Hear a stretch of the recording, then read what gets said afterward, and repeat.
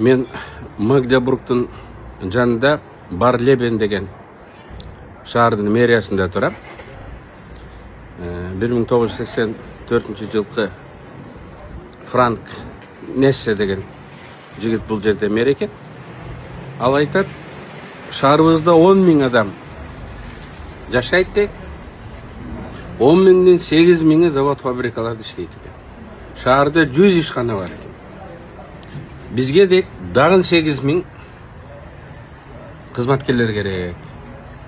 Ошон үчүн Кыргызстан менен ушул багытта иштешкенге кызыктарбыз. Кыргызстандан келип жаштар билим алып, кесип алып, биздин шаарда иштей турган болсо, мен бюрократиясы жок, тоскоолдуктары жок, жашай турган жерлерин таап, заводдун ээлери менен тааныштырып коет эле деп бизге айтып отурат. Эмгек ресурстарын эле эмес, өндүрүш тармагында да кызматташсак дейт. Ошентип биз бүгүн эмдиги жылдын апрелинде бул жерде бир экономикалык форум өткөрөлүк деп атабыз.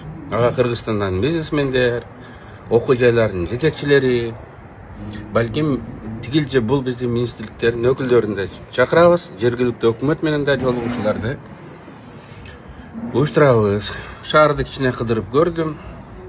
Чакан, аккуратный, таптаза, классикалык немис шаар экен. Мен бул шаар менен Кыргызстандагы бир шаарды побратим, тууган шаар, бир тууган шаар кылыш керек деп сунуш кылды, мэр колдоду. Жакында Кыргызстандын бир шаарын тандап алсак, булар түздөн түз ушул Кыргызстан менен иштеше башташат. Мэр өзүнүн бизнесмендерин